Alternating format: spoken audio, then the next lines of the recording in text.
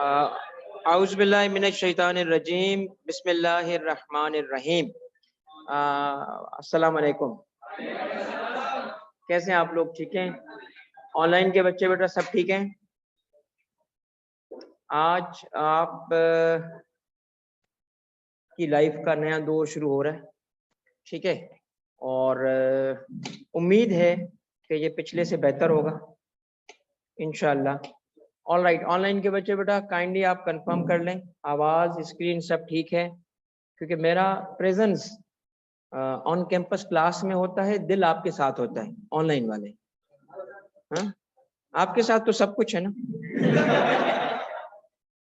All right, मैं सबसे पहले आप सबको थोड़ा सा इंट्रोडक्शन दूंगा। पहली क्लास है टेक्स की भी और मेरी भी, तो थोड़ा सा इंट्रोड्यूस करूंगा, उसके बाद हम इंशाल्लाह आज ही पढ़ना भी शुरू कर देंगे। सबसे पहली बात, टैक्स के बारे में इंट्रोडक्शन। टैक्स और तारिक तो नहीं एक चीज़ है, इसलिए कि मैं टैक्स ऑफिसर हूँ। और नज़र आ रहा है सब कुछ? नहीं, इसको साइड पे करें। ऑल राइट, बेसिकली मेरी क्वालिफिकेशंस, मैंने IBA कराची से MBA किया है, और मेरा जो MBA है IBA कराची से वो है इन टैक्स मैनेजमेंट। बहुत सारी टैक्स की बातें सुनेंगे, तो टैक्स मोर और लेस इज समथिंग जो मेरी अब तो जीन्स में चला गया है। मेरे बच्चे भी टैक्स की बातें करते हैं, हालांकि वो बहुत छोटे हैं। सेकेंडली, मैं CSS ऑफिसर हूँ। मैंने CSS पास किया था in the year 2002 and I belong to this civil service of Pakistan, और I was appointed as assistant commissioner in 2002. Right now, age calculate नहीं करना प्लीज मेरी, जिसको पूछना हो मैं खुद बता दूंगा, क्योंकि अभी तो मैं जवान हूँ, ठीक है। Right now I am working as senior tax officer, additional commissioner हूँ, और टैक्स का एक्सपीरियंस पढ़ाने का कोई 16 इयर्स का है और जॉब का 17 इयर्स का है, ठीक है। FBR में जो जॉब में करता हूँ उसमें मैं डील करता हूँ इनकम टैक्स के साथ, सेल्स टैक्स के साथ और फेडरल एक्साइज ड्यूटी के साथ।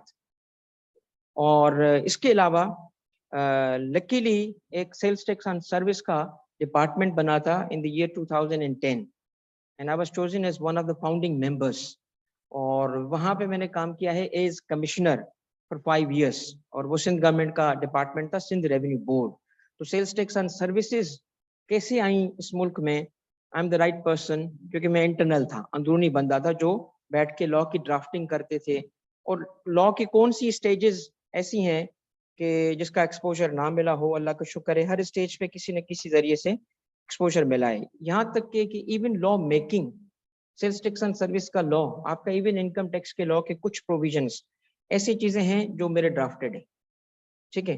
तो you will be learning law taxation from someone who knows it like the back of my hand.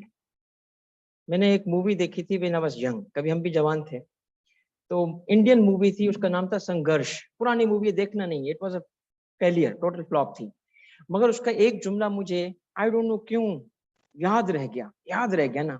और वो जुमला क्या था? वो एक बंदा होता है, वो कहता है I know law like the back of my hand, I know law like the back of, वो it stuck with me, it stuck with me. तो मेरे जहन में आता था कोई भी काम करो इतना करो कि you can claim it, I know it like the back of my hand. क्या है? इडियम है। I know ins and outs of that thing. जितने अपने हाथ को जानते हैं तो किसको नहीं जानते होंगे। तो इट शोज कि एक चीज अगर आप करें तो एक्सीलेंस के साथ करें, कि कहाँ खड़े होके कहें अच्छा जी I am the expert here, okay. तो फॉर मी टैक्स लॉ आज ही आपको अंदाजा हो जाएगा। इंटरनेशनल एक्सपोजर भी है, एक OECD ऑर्गेनाइजेशन है यूरोपियन की, और यूरोप की इस ऑर्गेनाइजेशन के कुछ सेमिनार्स इंटरनेशनल हुए थे, पाकिस्तान ने मुझे भेजा था टू रिप्रेजेंट पाकिस्तान, जिसमें टैक्सेशन ऑफ फाइनेंशियल इंस्ट्रूमेंट्स भी था, टैक्सेशन ऑफ फाइनेंशियल इंस्ट्रूमेंट्स। और वहाँ पे जो गोरे थे, जब उनको मैं बता रहा था कि पाकिस्तानी लॉ में ये चीज़ें मौजूद हैं, तो उनको हैरत हो रही थी कि अच्छा पाकिस्तान में ये चीज़ें हैं। वो समझते हैं कि पता नहीं हम कहाँ रहते हैं। लाइकवाइज एक हॉलैंड का इंस्टीट्यूशन है जिसका नाम है IBFD, इसका भी इंटरेक्शन रहा है मेरा। और ARTT बिजनेस स्कूल में जो TT है वो कौन है आपको नहीं पता। तो ARTT business school obviously something जिसको हम ओन करते हैं, ठीक है। अहमद और मैं, this is a dream for us, this is a dream and अल्हम्दुलिल्लाह it's a wonderful dream, something which has come true. बाकी बहुत सारी बातें हैं, चूंकि ऑब्वियसली आपको मैंने थोड़ा सा आपको कवर कराना है जल्दी, ताकि हम आ जाएं आगे, तो इस वजह से लंबा चौड़ा इंट्रोडक्शन नहीं दे रहा। जो पहले सेक्शन को दिया था उसको थोड़ा डिफरेंट इंट्रोडक्शन दिया था, क्योंकि ऑब्वियसली वक्त के साथ लोग जानना शुरू कर लेते हैं। क्लास में आने से पहले आपको भी पता होगा किसकी क्लास में जा रहे हैं, वरना तो आते ही नहीं, राइट। तो इस पर टाइम जाया नहीं करूंगा आज। आज हम स्ट्रेट अवे स्टार्ट करेंगे सब्जेक्ट के साथ, ठीक है। कोई सवाल हो तो पूछ लीजिएगा। मैं दो चीजें आपको बताऊंगा, थोड़ी सी मैनेजेबल क्लास है। ऑब्वियसली जब बड़ी क्लास होती है तो उसमें ज्यादा जरूरत पड़ती है इस चीज की, और वो क्या, अभी भी मेरा ख्याल है अराउंड कोई 100+ तो होंगे, मगर फिर भी जब 300 बच्चे बैठे होते हैं तो उस वक्त एक जरूरत पड़ती है किस चीज की, 2-3 बातें बताने की। देखो ये वो सब्जेक्ट है जो उम्र भर आपको काम आएगा। क्यों काम आएगा? कमाना तो है। कितना कमाना चाहते हो? जितना ज्यादा कमाना चाहते हो उतना ये सब्जेक्ट तंग करेगा। ये सब्जेक्ट क्यों तंग करेगा? टैक्स तो देना पड़ेगा, ठीक है। तो यू शुड नो इट। वक्त के साथ लाजमी नहीं है कि आप टैक्स के प्रोफेशन में जाओ, आप टैक्स में ना जाओ, मगर जो टैक्स वाले लोग हैं, वो जो उस वक्त आपका टैक्स एडवाइजर होगा, जो टैक्स का लॉयर होगा, you will be in a better position अगर ये सब्जेक्ट आपको आता होगा कि आप अपने डिसीजंस खुद कर सको, ठीक है। तो इसे वंडरफुल सब्जेक्ट, इस सब्जेक्ट को इंटरेस्टिंग बनाना मेरा काम है। इस सब्जेक्ट को मैं हमेशा क्लास की शुरुआत में चैलेंज करता हूं कि जब कोर्स एंड हो तो मैं आपको, जैसे कहते हैं ट्रूथ एंड डेयर, तो डेयर दे रहा हूं आपको। डेयर क्या है? कि अपने आप को रेजिस्ट करना कि मैंने टेक्स्ट के साथ इश्क नहीं करना। You will fall in love with this subject, it's such a wonderful subject, like I have fallen in love with it, ठीक है। क्यों? क्योंकि इस सब्जेक्ट को मैं एंजॉय करता हूँ। क्यों एंजॉय करता हूँ? It's a multi disciplinary subject, there are so many things to learn, so many good things to learn and very useful things. अगर मैं आपको ये बता दूं कि आज मैं एक सीनियर ऑफिसर हूँ FBR का, मैं कमिश्नर। बड़े बड़े फर्म के पार्टनर्स होते हैं, टाइम मांगते हैं, जी सर से टाइम लेना है। मगर आज आपको मैं बताऊं, मैं जॉब इसलिए नहीं करता कि because I earn something good. मैं जॉब इसलिए करता हूँ कि सिर्फ इज्जत की वजह से।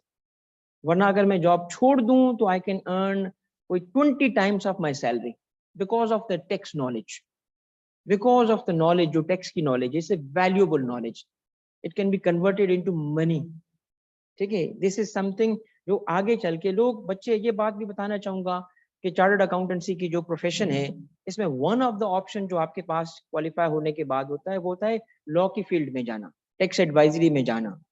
Among other advisories tax advisory भी है। देखिए आर्टिफिशियल इंटेलिजेंस से हम बड़े डर रहे हैं, पता नहीं क्या करेगी प्रोफेशन के साथ, है ना? कुछ नहीं करेगी, क्योंकि सम ऑफ द प्रोफेशन के वो एस्पेक्ट्स हैं जिसको आर्टिफिशियल इंटेलिजेंस कुछ नहीं कर सकती, and one of them is law की नॉलेज। क्योंकि लॉ खत्म नहीं होगा, लॉस खत्म नहीं होंगे। तो आप जिस चीज को अच्छे तरीके से पढ़ो, वैसे तो क्वालिफाई होने के लिए हर चीज पढ़नी पड़ेगी, बट लॉस को खास तौर पे तवज्जो से पढ़ो, क्योंकि ये आपके लिए करियर के ऐसे ऑप्शंस खोलेंगे जो आपको आगे चल के रियलाइज होगा कि they are very very valuable, right. Now let's start. Tax के बारे में आप क्या जानते हो, क्या नहीं जानते? मुझे पता है आप कुछ नहीं जानते। मैं अज्यूम करके पढ़ाता हूँ कि कख नहीं पता बच्चे को, और ऑब्वियसली पता होता भी नहीं है। तो मेरा तरीकेकार क्या होगा? नंबर वन, इंटरेस्ट डेवलप करना। इंटरेस्ट डेवलप करना, इस सब्जेक्ट को आप का इंटरेस्ट डेवलप करने के लिए मेरे पास एक ऐसी चीज है जो शायद पाकिस्तान में किसी के पास नहीं है, और वो क्या है? टेबल के दोनों तरफ मैं ही हूँ। जैसे टेबल का दोनों तरफ मतलब क्या है? टैक्स ऑफिसर भी हूँ, जहां पे क्या होता है, इसी टैक्स लॉ को इम्प्लीमेंट करते हुए प्रॉब्लम्स नजर आते हैं। अभी इनफैक्ट मैं आ रहा था, मेरे ऑफिस में इनकम टैक्स ऑर्डिनेंस पढ़ा है, तो मेरे पास एक सवाल आया, क्वेश्चन आया कि जी फला जो ट्रांजेक्शन है इसमें आपका क्या ख्याल है, ठीक है। तो मैं अपने साथ ना वॉलेट रखूं ना रखूं, ऑर्डिनेंस जरूर रखता हूँ, ठीक है। क्यों? ऑर्डिनेंस हमारे लिए, टैक्स वालों के लिए बड़ा जरूरी है। यानी लॉ खोला, उस लॉ को देखा, मैं कहा ये ले भाई, ओपिनियन भेज दिया मैंने। अब वो पूछने वाला कि कौन था? वो किसी बड़ी मल्टीनेशनल का हेड ऑफ टैक्सेशन था, head of tax, and I am not charging any money. अगर मैं होता ना, मेरा फर्म होता ना अपना, और मैं एडवाइजर होता ना, पता है क्या करता, यहाँ बैठ के किसको बोलता, पीए को, चल बेटा बिल बेच। You earn money only because you give opinion. ये वो सब्जेक्ट है, ठीक है। क्यों ऐसा है, आपको ऐसा इंटरेस्ट डेवलप हो जाएगा इस सब्जेक्ट के साथ, और उस करने के लिए मेरे पास क्या है, लॉ के बारे में अगर आपको अब तक नहीं पता, आपने नहीं पढ़ा, तो आपको एक चीज का इल्म होगा कि जब भी कोई टीचर लॉ पढ़ाता है, मुझसे पूछते हैं किसी प्रोविजन के बारे में, किसी चीज के बारे में कि सर ये सी क्यों है, तो क्या जवाब देता है, लॉ है। नहीं सर क्यों है, तो भाईजान लॉ है ना। अब मैं आपको एक चीज डे वन पे बता रहा हूं कि अगर किसी प्रोविजन का, किसी टैक्स के पॉइंट का रीजन ना हो, मैं इसको मानता ही नहीं हूं। मैं मानता ही नहीं, मैं ना उसको टीचर मानता हूं, ना मैं उस लॉ को मानता हूं जिसका रीजन ना हो। आपको एक एक चीज का लॉजिक और रीजन, और ये चीजें इसलिए हर कोई नहीं बता सकता क्योंकि लिखी हुई नहीं है कि बंदा रिसर्च कर ले।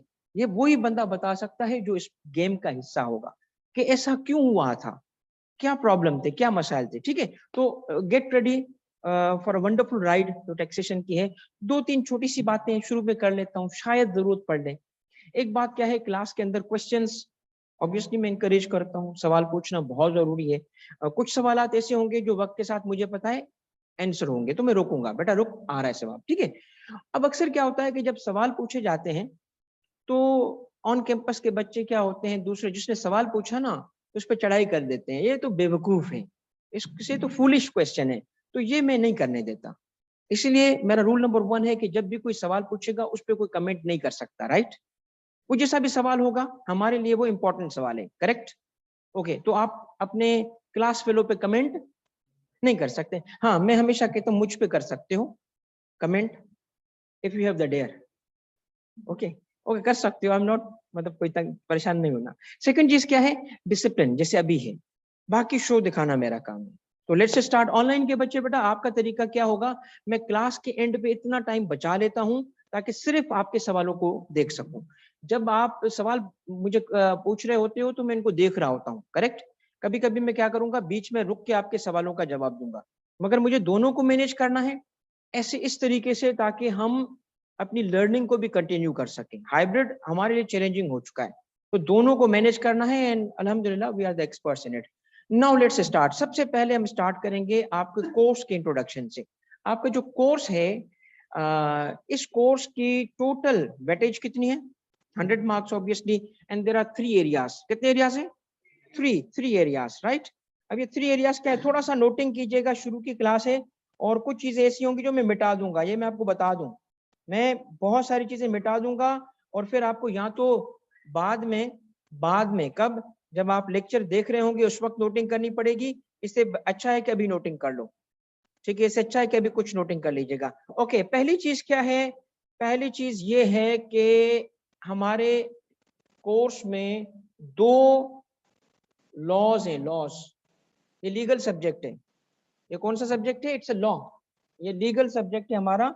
ये number 1 income tax and number 2 sales tax. कौन से लॉज है, income tax and sales tax. Please ये आगे वापस चलो। तो नंबर 1 इज इनकम टैक्स और दूसरा क्या है, सेल्स टैक्स, ठीक है। इसके बाद एक थ्योरी का टॉपिक है जिसको ये थ्योरी का टॉपिक जो है, इसके अंदर 3 चीजें आएंगी। 3 चीजें कौन सी हैं मैं बताता हूँ। देखिए, अराउंड 65% मार्क्स किस पे हैं, मैं एवरेज बता रहा हूँ, किस पे है, इनकम टैक्स पे, इनकम टैक्स पे। और अराउंड कोई 25 एवरेज बता रहा हूँ, किस पे है, सेल्स टैक्स पे। अब ये वेरिएबल है, 60 to 70 एंड 20 to 30, मगर मैं बीच में रहते हुए एवरेज ले रहा हूँ। कितना रह गया, 10 के करीब मार्क्स इस पे, ठीक है।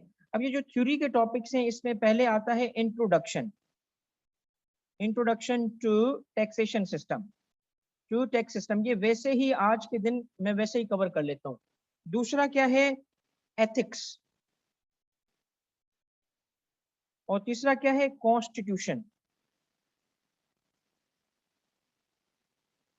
Constitution of Pakistan. Constitution of Pakistan के वो प्रोविजंस जिसका ताल्लुक टैक्सेशन से, ठीक है, जिसका ताल्लुक किससे, टैक्सेशन से। अब आप मुझे एक बात बताओ कि जो 10 मार्क्स की थ्योरी है इसको कब पढ़ना चाहिए, शुरू में या एंड में? शुरू में पढ़ेंगे ना तो आगे चल के ऐसे लगेगा कि सुना भी नहीं था इसके बारे में, मतलब लगेगा ना कि कोई एक तो सुना सुना लगता है, फिर सुना सुना भी नहीं लगेगा। तो इसलिए इस टॉपिक को हम शुरू में नहीं पढ़ेंगे, हम इसको एंड में पढ़ेंगे ताकि आपका फ्रेश हो और आप जाके एग्जाम में लिखें और फिर भूल जाएं, ठीक है ना, मतलब ऐसा भूलेंगे याद ही ना हो। तो इसीलिए हम टेक्निक इसकी अप्लाई करेंगे ये। अब बाकी रह गया कितना, इनकम टैक्स और सेल्स टैक्स। इनकम टैक्स का 65% मार्क्स है, इसी से स्टार्ट करेंगे हम। और सेल्स टैक्स के कितने? ओके, अब सेल्स टैक्स का कोर्स रिलेटिवली छोटा है, 25 या 30% मार्क्स तो हैं, मगर मार्क्स के हिसाब से ना छोटा कोर्स है, छोटा, रिलेटिवली छोटा है। उसके अंदर एक प्रैक्टिकल सवाल बनता है कंप्यूटेशन का और कुछ थ्योरी आती है, तो इसीलिए हम उसको सेकंड पे करेंगे, फिर लास्ट में हम 10% मार्क्स को करेंगे। तो आज हम किससे स्टार्ट करने वाले हैं? इनकम टैक्स से स्टार्ट करेंगे। इनकम टैक्स से ये मिट जाएगा, मिट जाएगा, ठीक है, जल्दी जल्दी लिख लें, लिखना नहीं है तो लिख लो। तो अगर इनकम टैक्स से स्टार्ट करेंगे, इनकम टैक्स में भी जाने से पहले मैं आपको कुछ बताना चाहता हूं, एक इनकम टैक्स के बारे में नहीं, किसके बारे में, टैक्स के बारे में, किसके बारे में, टैक्स के बारे में, ठीक है। टैक्स कहते हैं किसको है, टैक्स कहते हैं किसको है? किसी के जहन में कोई डेफिनेशन आ रही है? जो गवर्नमेंट को हम देते हैं गालियां, मतलब क्या देते हैं स्पेसिफाई, गवर्नमेंट को तो गालियां पड़ती है ना, गवर्नमेंट की तो बुराई होती है। जो अर्न करते हैं उसका कुछ परसेंटेज गवर्नमेंट को देते हैं, क्यों? ताकि गवर्नमेंट ओके फैसिलिटीज दे सके। सुनिएगा, तो फिर सेल्स टैक्स सेल पे क्यों लगता है? आपने कहा जो अर्न करते हैं। कस्टम्स ड्यूटी क्यों लगता है? अर्न करना इनकम टैक्स से रिलेटेड है। मैं इनकम टैक्स की बात नहीं कर रहा, मैं किसकी बात कर रहा हूँ? टैक्स की बात, नो टैक्स की बात। तो tax as a generality, not as a specific tax. Tax as a generality define करो, tax as a generality define करो।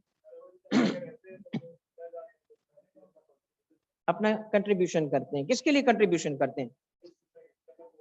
ओके, अब सुने बेटा, एक कहावत है, tax is as old as the civilisation. Tax is as old as the civilisation.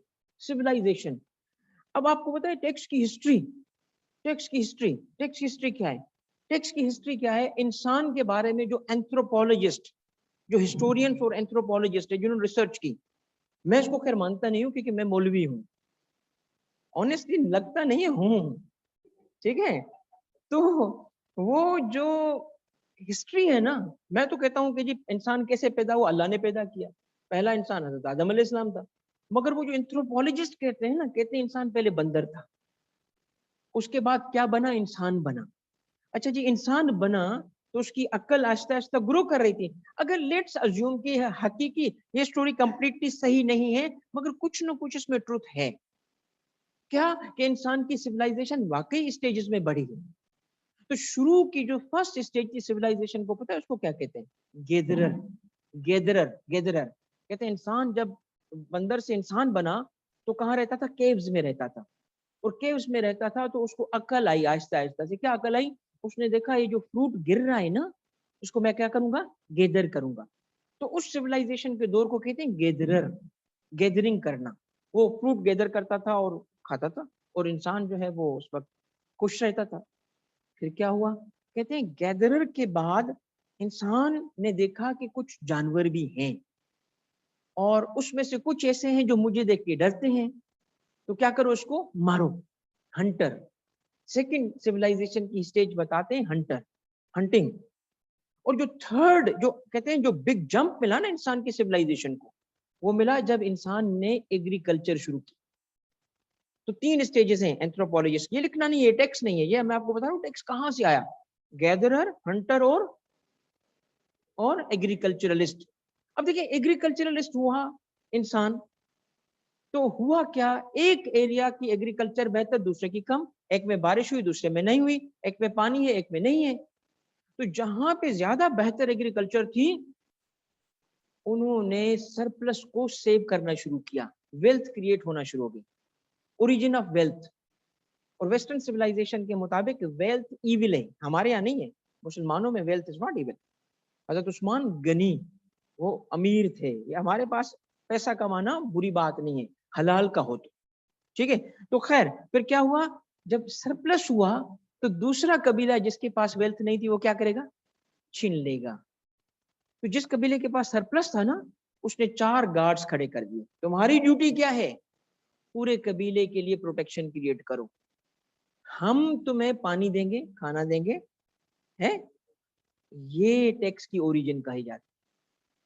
जब collective society के इंटरेस्ट के लिए कुछ लोग काम करें, अपने लिए नहीं, कलेक्टिव सोसाइटी के लिए, और उनको फिर फाइनेंस किया जाए।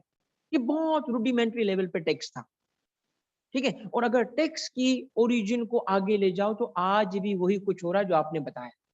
यही तो टैक्स है।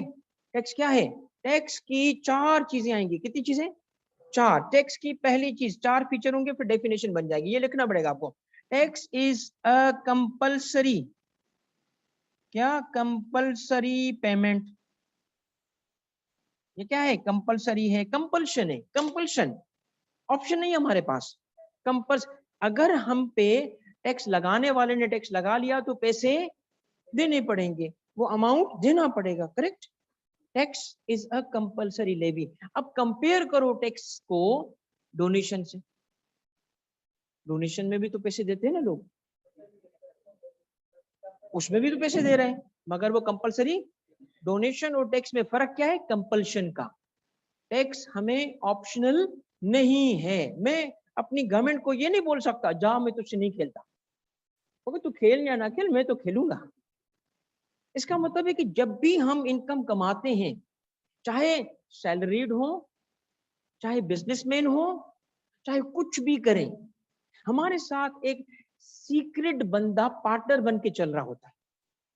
सीक्रेट जिसको हम देख नहीं सकते। एक तो 2 है ना फरिश्ते इधर जो सीक्रेट है, एक तीसरा भी है, और वो कौन है, state of Pakistan. State of Pakistan हमारा हिडन पार्टनर है। क्यों, जब मैं कमा लेता हूं तो क्या बोलता है, मेरा हिस्सा।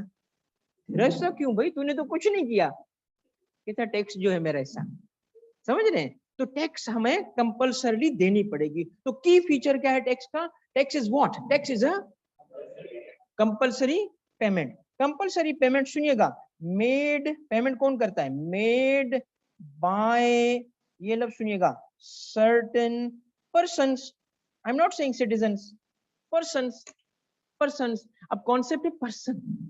अगर मैं लिख देता सिटीजन तो सिर्फ नेचुरल पर्सन आता, क्योंकि सिटीजन नेचुरल पर्सन होता है, इंसान। अब पर्सन यहां कौन होंगे, basically 2, legal person, artificial person, जैसे कंपनी, जैसे कंपनी, कंपनी पर्सन है, यस। किसने उसको बोला पर्सन है, लॉ ने कहा। तो हमें पर्सन का कॉन्सेप्ट समझना पड़ेगा। हमें देखेंगे पर्सन किसे कहते हैं, राइट।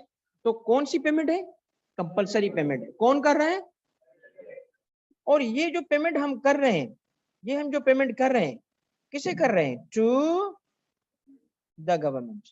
एक कलेक्टिंग इदारा है गवर्नमेंट, गवर्नमेंट को हम कलेक्ट कर रहे हैं। ऐसी कंपल्सरी पेमेंट जो किसको पे की जाए, गवर्नमेंट को पे की जाए। और गवर्नमेंट को हम क्यों पे कर रहे हैं, क्यों पे कर रहे हैं, क्योंकि हमें लॉ ने कहा है, अंडर अ लॉ। 4 चीजें हैं, जब ये जमा हो जाएंगी तो टैक्स की डेफिनेशन बन जाएगी। मिला लें इसको, क्या है, what is tax, tax is a made by certain citizens to under a, okay. एक मुझे बात बताएं, आप में से जो खास तौर पे कराची के बच्चे, वैसे तो लाहौर में भी ये शुरू हो गया है, और ये सादत जो बताने वाला हूँ मुझे भी हासिल हुई थी सिर्फ लाहौर में, कराची में अभी तक अल्हम्दुलिल्लाह ये सादत हासिल नहीं हुई। किस किस का मोबाइल फोन छिना है ना, छिना है ना। जब बंदा आता है कराची वाला, खास तौर पे कराची वाला सुने, वो लाहौर में भी है, मुझसे लाहौर में छिना था, ठीक है, लाहौर में छिना था। अब कराची में कितना प्यार से आते हैं, भाईजान मोबाइल फोन तो देना, मेरे पास गन है। और हम भी कितनी शराफत से बोलते हैं सिम तो दे दिया ना, वो कहते हैं हाँ हाँ ले लो सिम ले लो, मतलब जैसे उसका हक था ना। हम इसका मतलब चीजें ना किसी और के हक के लिए कैरी करते हैं, जब वो आए तो हम दे देंगे उसको। मुझे बताइए, was it a compulsory payment, yes. सबसे ज्यादा जिंदगी बचाने के लिए सबसे कंपल्सरी पेमेंट है ये। जब भी कोई आए ना, बेटा देखो ये उसका हक है, मैं इनको बोलता हूँ फरिश्ते, जब फरिश्ते आए तो दे देना प्लीज, बोलना नहीं कि ये मेरा था, उनका था, उनका था, आपका नहीं था। समझ आई? तो जो फरिश्ते आए ना तो उसको कंपल्सरी पेमेंट है। Can we call it a tax? Can we? I paid mobile phone is tax, देखो फेसबुक पे। No, I did not pay a tax. क्यों? लॉ नहीं है, गवर्नमेंट नहीं है। इसका मतलब है कि ये छीनने का काम जायज तरीके से सिर्फ एक ही कर सकता है, गवर्नमेंट कर सकती है, और कोई नहीं कर सकता। वो भी छीन सकते हैं जायज तरीके से, हम तालियां बजाएंगे, अच्छा काम किया उसने। कोई और होगा तो जो भी। अच्छा, एक अब सुने बात, क्या टैक्सेस किस चीज पे लगते हैं? ये टैक्स की डेफिनेशन थी ना, 4 फीचर समझ आए। अच्छा, अब टैक्स लगता किस पे? उसको कहते हैं बेस। क्या कहते हैं उसको? Tax base. क्या कहते हैं उसको? ये नोट करो, tax base. Okay, tax base कहते हैं उसको। अब ये जो टैक्स बेस है, टैक्स बेस,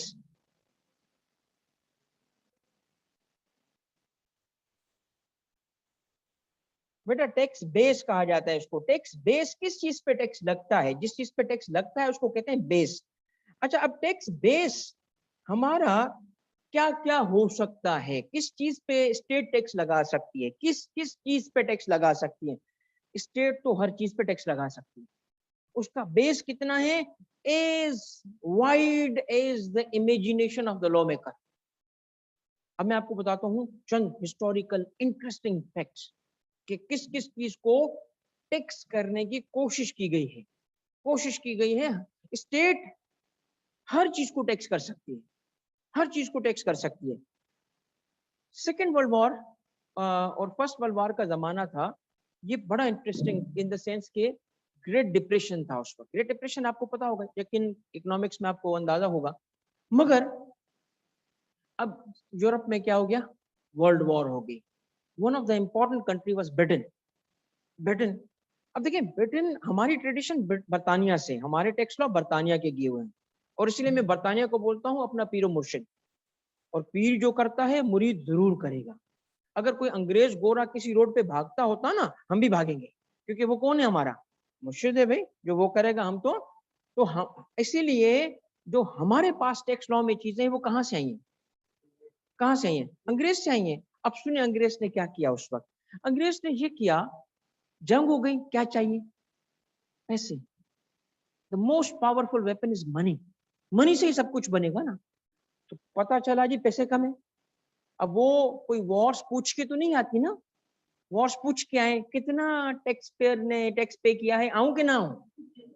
उसने नहीं नहीं अभी नहीं आना, थोड़ा सा और जमा कर ले, तैयारी कर ले। तो जंगे तो ऐसी नहीं होती ना, सडन हो गई ना। अब जंग लग गई। अब इन्होंने क्या क्या करें, पैसे तो है ही नहीं, कैसे लड़ेंगे?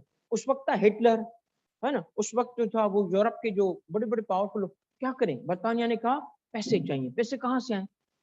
अब बताओ, स्टेट के पास आर्मी थी, आर्मी है ना, सब बैंकों को जाट के लूट सकते हैं, लूट सकते हैं गन से। जाओ मैनेजर को दो, निकल ले पैसे मेरे। स्टेट के भाई, हाँ तुम्हारे, घरों में घुसो, निकालो लोगों को, पैसे मेरे। ऐसा क्यों नहीं किया? अगर ऐसा, देखिए, इस तरह अगर आउटराइट प्लंडर करें, प्लंडर छीने, हमें दो, हम जंग लड़ेंगे, तो वो बाहर वाला दुश्मन बाद में मारेगा, पहले अंदर वाले मारेंगे कि बेटा इधर आ तू पहले हमसे।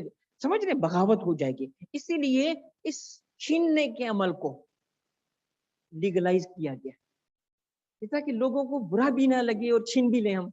है? पता है क्या किया उन्होंने? नए टैक्सेस लगाए, न्यू टैक्सेस। तो टैक्स लगाने के लिए क्या चाहिए? क्या चाहिए? Tax base. क्या चाहिए? बेस। किस चीज को टैक्स करने जा रहे हैं उसको कहते हैं टैक्स बेस। पता है उन्होंने किस चीज को टैक्स किया? Believe me, I am not making it up, I am telling you history. उन्होंने देखा कि लोगों के पास कौन सी चीज है जो सबके पास हो, ताकि ज्यादा टैक्स आए। तो अंग्रेज जो है ना, वो जो है वो पेट जरूर रखता है। पेट, पेट जो होता है ना, जरूर उसके पास होता है। और उसका फेवरेट पेट उस दौर में, अभी पता नहीं है कि नहीं है, कुत्ता था। और मैं I am telling you honestly, उन्होंने एक टैक्स लगा दिया, डॉग टैक्स। डॉग टैक्स, इसका मतलब क्या था? जिसके पास कुत्ता उसने देना है टैक्स। डॉग टैक्स लगा दिया। लोगों ने कहा कि यार ये क्या हो गया? उनको बेस चाहिए ना, वजह चाहिए ना, पैसे लाने की वजह चाहिए। भाई किस किस के पास कुत्ता है? सबके पास, सब टैक्स दो। हम पहले टैक्सेस देते हैं, वो भी होंगी, ये भी दो। समझ रहे हो, लूट मार का नया तरीका। दो, क्योंकि क्या है, डॉग टैक्स है। आपके पास डॉग है टैक्स दो। उसने कहा डॉग को बाहर निकालो, गली में बिल्लियां पालेंगे हम, नहीं रखेंगे डॉग। लोगों ने पेट पालना छोड़ दिया। उस गवर्नमेंट को कहा अच्छा इसकी वजह से टैक्स है, ये लो कुत्ता ले जाओ तुम, हमें नहीं चाहिए, ये कुत्ता ले जाओ तुम। फिर गवर्नमेंट ने सोचा ये तो बिहेवियर चेंज हो गया, ये तो टैक्स फेल हो गया, ऐसा टैक्स जो बिहेवियर चेंज कर दे फेल हो गया ना। उन्होंने कहा अच्छा और सोचो। उन्होंने सोचा अब क्या करें। उन्होंने कहा अच्छा एक काम करते हैं, घर घर में, घर से तो नहीं, घर में तो रहेंगे ना लोग, घरों को बेस बनाते हैं किसी तरीके से। घरों से तो नहीं निकलेंगे ना लोग। किसी ने जबरदस्त आइडिया कहा कि घरों में होते हैं विंडोज, हम एक टैक्स लगा देते हैं, window tax. Window tax, window tax, जिसके घर में जितनी उस पे उतना टैक्स। सीरियसली लोगों ने क्या किया, विंडोज बंद। विंडो छत पे खड़े हो जाएंगे धूप के लिए, गली में खड़े होंगे, मगर विंडोज। उस दौर में कहते हैं बर्तानिया में एक डिजीज फैली थी, बिकॉज कि वो क्या था, वो सन नहीं मिल रहा था उनको, विटामिन डी की कमी हो रही थी। सीरियसली बता रहा हूँ, ये हुआ था, विंडो टैक्स।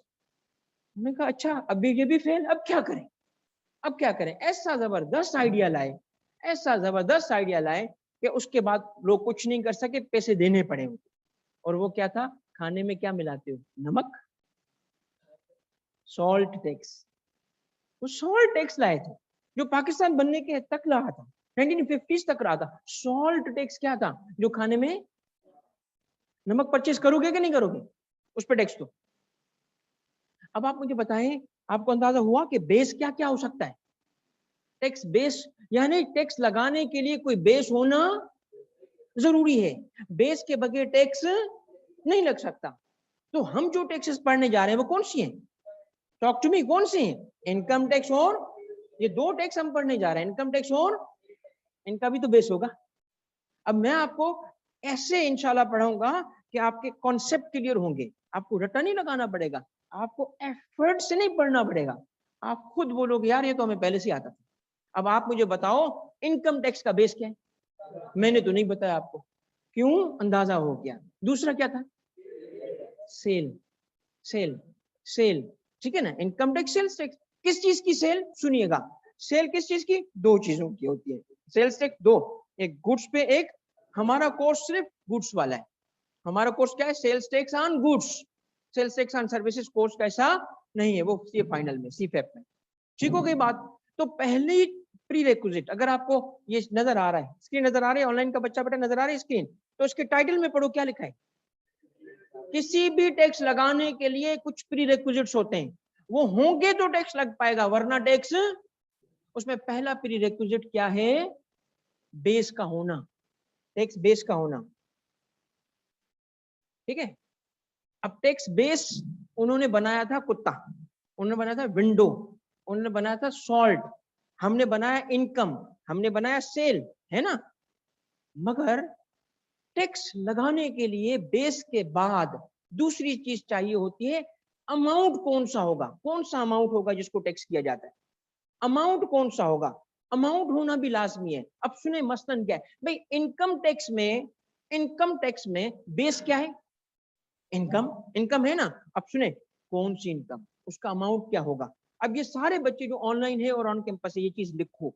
देखो इनकम को बेस तो बनाया, मगर फिर इनकम टैक्स बताओ ऐसे मजदूर पे लगाया जाए जिसकी साल भर की कमाई 2 लाख रुपए, 1 लाख रुपए, 80,000 रुपए है, क्या उस पर टैक्स लगाना चाहिए या उसको पैसे देने चाहिए।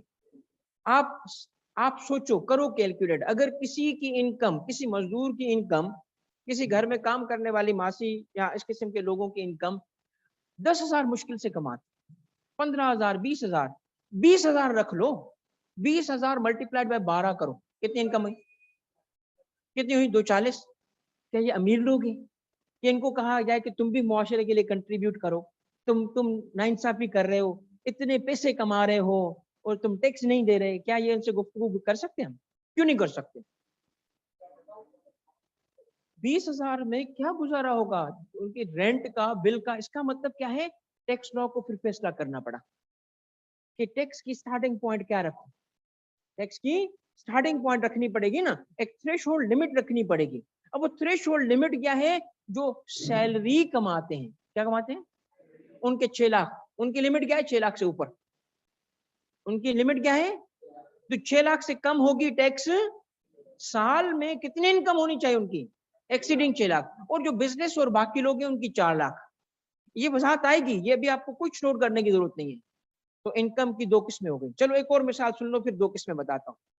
बताएं कि अगर खुदा ना खास्ता कहीं इमरजेंसी आती है तो एम्बुलेंस पहुंचाना किसका काम है? प्राइवेट सेक्टर का या स्टेट का? ठीक है, हमारे यहाँ कौन पहुंचाता है? सोशल वर्क करने वाले, ईदी चीपा, ये करते हैं ना। इसी तरह हर जगह हर सिटी में अलग अलग करते हैं लोग। हम क्या कहें? हम कहें तुम भी टैक्स दो क्योंकि तुम कमाते हो। मैं कहां से कमा? डोनेशन जो मिलता है तुम्हें, लोग तुम्हें करोड़ों रुपए का डोनेशन दे, तुम टैक्स दो। बताएं ऐसे लोगों को टैक्स करें? ऐसे इदारों को टैक्स करें या पैसे दें? स्टेट उनको पैसे दे या उनको टैक्स करे? बताओ। ईदी फाउंडेशन को टैक्स करना चाहिए? क्यों नहीं करना चाहिए? जो स्टेट नहीं कर सकती वो काम कर रहे हैं वो, जो स्टेट की, तो स्टेट की तो हेल्प कर रहे हैं ये लोग। इसका मतलब है कि ना सिर्फ लोगों की इनकम का भी ख्याल रखना पड़ा, बल्कि कुछ मखसूस लोगों का भी ख्याल रखना पड़ा कि देखो ये वो लोग हैं, इनको छोड़ो, इन लोगों को छोड़ो, बेशक इनके पास पैसे, इनको टैक्स नहीं करो। अब सुनना मेरी बात बेटा, इनकम 2 किस्म की बना दी, taxable income and non taxable income. अब नॉन टैक्सेबल इनकम के लिए एक लफ्ज इस्तेमाल होता है, एग्जेम्प्ट इनकम। बताओ इनकम की कितनी किस्में हो गई? 2। कौन सी? टैक्सेबल इनकम और टैक्सेबल इनकम और अब मैं आपसे पूछ रहा हूं, बताओ इनकम टैक्स का बेस क्या है? No no no no, base base base, income, income base क्या है उसका, और अमाउंट क्या है? Taxable income. अब मेरे पास इसका मतलब इनकम तो है मगर वो अमाउंट नहीं है जिस पे टैक्स है, तो मेरे पे टैक्स। मैं आपसे पूछता हूं, बताओ पाकिस्तान की टोटल पॉपुलेशन है, क्या सब इनकम टैक्स देंगे? क्यों नहीं देंगे? हर किसी के पास इनकम नहीं है, इनकम है तो टैक्सेबल नहीं है, इनकम है तो टैक्सेबल नहीं है। तो इसका मतलब टैक्स लगने के लिए पहली चीज क्या लाजमी है? बेस का होना। फिर लाजमी क्या है? All right. और उसके बाद तीसरी चीज है रेट का होना, टैक्स रेट होना। अब देखिए टैक्स रेट होना क्यों जरूरी है? भाई टैक्स रेट लॉ में लिखा होता है कितने % से आपका टैक्स बनेगा। एक हिस्टोरिकली देखा जाए तो पाकिस्तान, इंडिया, बांग्लादेश, ये जो एरिया है, जो ब्रिटिश इंडिया था उससे पहले मुगल इंडिया था, इसका टैक्सेशन का निजाम जो जिसने बनाया था ना, उसका नाम था शेर शाह सूरी। शेर शाह सूरी एक बहुत 4 साल रहा हो उसकी हुकूमत, उसकी चीजें आज भी मौजूद है, उसकी बनाई हुई चीजें आज। जीटी रोड उसका बनाया हुआ है, ग्रांड ट्रंक रोड कहलाता है, उस वक्त का बना हुआ है। तो वो बंदा बड़ा, कहते हैं कि जी बड़ा सक्सेसफुल किंग था। और आपको पता है वो क्यों सक्सेसफुल बना? उसी के निजाम को आगे अपनाया उसने, मुगल्स ने, और ग्रेट मुगल्स बने। वो इतना उनके पास पैसा था कि बीवी मर जाए तो ताजमहल बना देते। इस दौर में होता ना शाहजहां, यकीन करो जेल में होता नेब के, नेब उसको जेल में डाल देती कि तुमने पैसा सरकारी जाती इस्तेमाल में लाए क्यों, तुम तो बड़े करप्ट इंसान हो। ठीक है ना, शाहजहां दुनिया का करप्ट तरीन इंसान था, महल बनाया भी तो किसके लिए? वो भी मरी हुई, करप्ट है कि नहीं है? है। तो पैसे कहां से आए भाईजान? ज्यादा पैसे कहां, इतना पैसा आया कहां से? पैसा कहां से आया? टैक्सेस। पता है कितने टैक्सेस थे? सुनो टैक्सेस क्या थे। उस वक्त जब लैंड पे टैक्स होता था, सबसे बड़ा टैक्स होता था लैंड पे। लैंड, एग्रीकल्चरल सोसाइटी थी। ये तो इंडस्ट्री बाद में, इंडस्ट्रियल सोसाइटी तो बाद में बनी, पोस्ट इंडस्ट्रियल, हम तो पोस्ट पोस्ट पे चले गए अब तो। मगर इंडस्ट्रियल सोसाइटी नहीं थी तो एग्रीकल्चर थी, एग्रीकल्चर लैंड पे टैक्स लगता था। मेरे जैसे टैक्स ऑफिसर्स होते थे घोड़े पे चलते, वो जाते थे।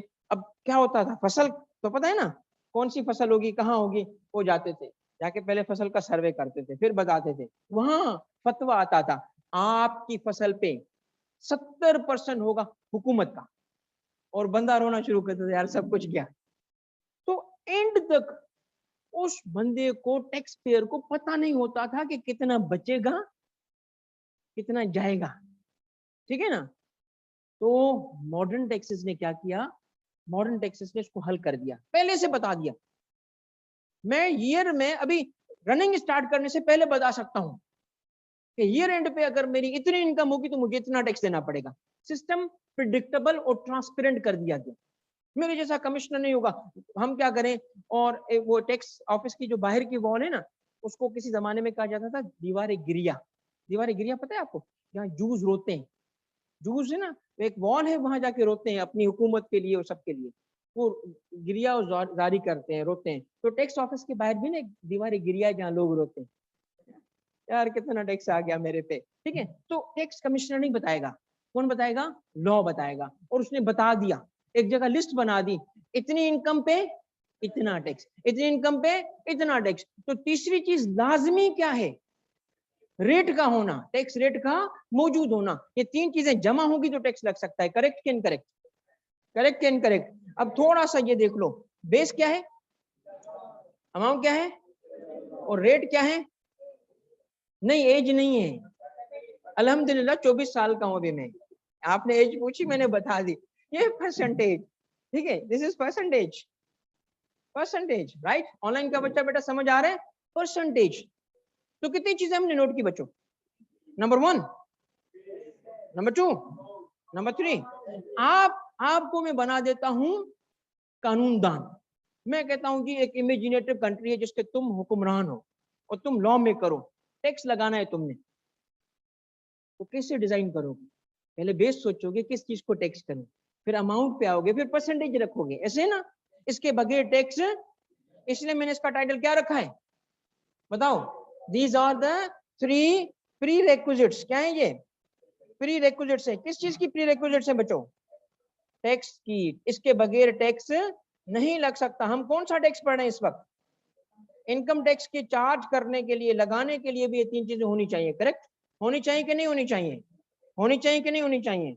अब सुने, मैंने क्या कहा, डेफिनेशन जब मैंने आपको बताई थी टैक्स की, तो कहा था compulsory payment made by certain persons, और आखिर में क्या बताया, अंडर लॉ, अंडर लॉ। अब यहाँ थोड़ी सी बात सुने ताकि कनेक्शन पैदा कर आगे जाऊंगा।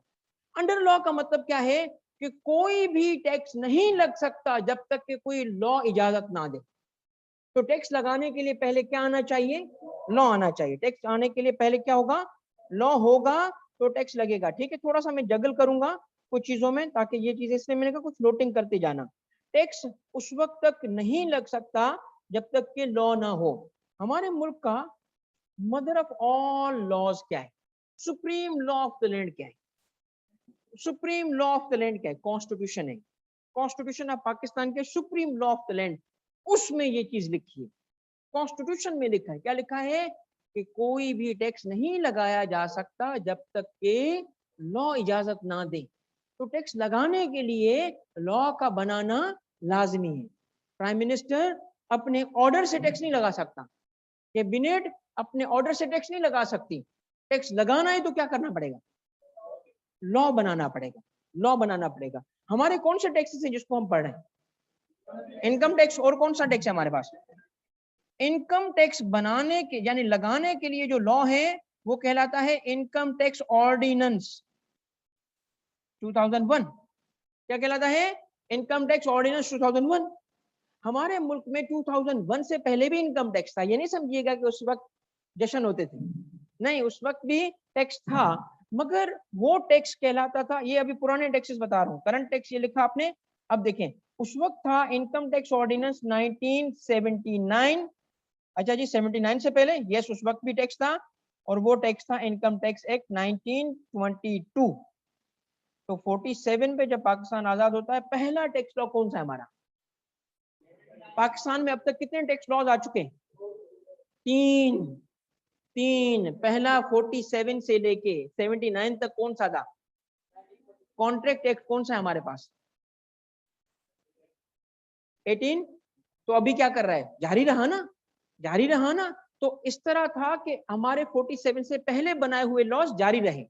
उनमें से एक इनकम टैक्स लॉ भी था जो जारी रहा।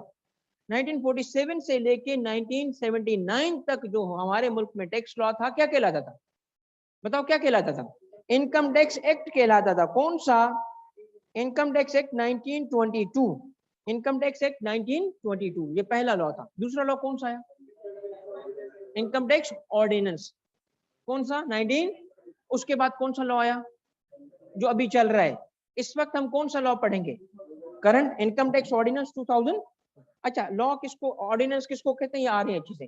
तो पहला है ये लॉ। सेल्स टैक्स एक्ट के बारे में क्या ख्याल है आपका? सेल्स टैक्स के बारे में क्या है? सेल्स टैक्स एक्ट कौन सा? 1990।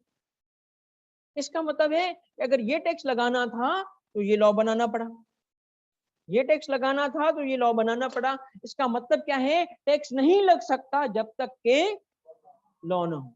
लॉ होगा तो टैक्स लगेगा। अब लॉ बनता कैसे?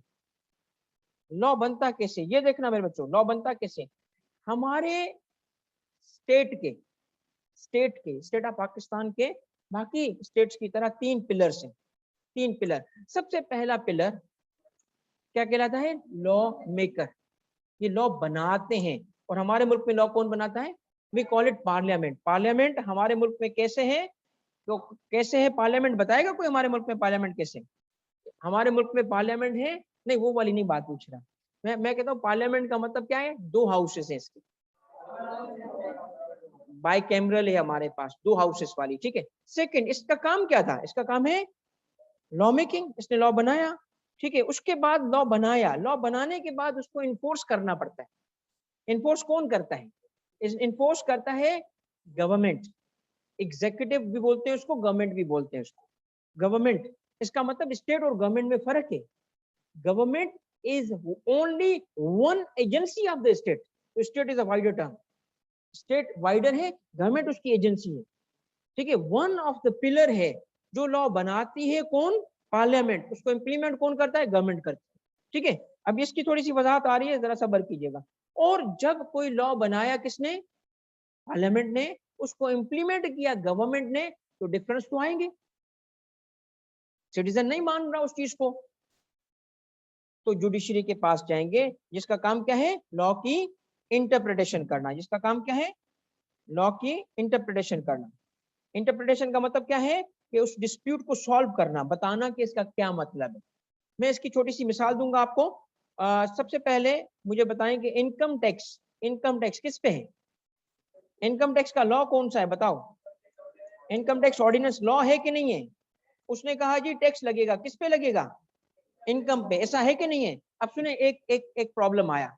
इनकम टैक्स लॉ में लिखा था सैलरी पे टैक्स लगेगा। किस पे? क्योंकि सैलरी इनकम है ना, सैलरी पे टैक्स लगेगा। अब हुआ क्या? एक बंदे को अपने एम्प्लॉयर ने नौकरी से फारिग कर दिया। कैसे? क्योंकि जब वो आया था जॉब में, आया था हाईली क्वालिफाइड, एम्प्लॉयर ने क्या किया उसको?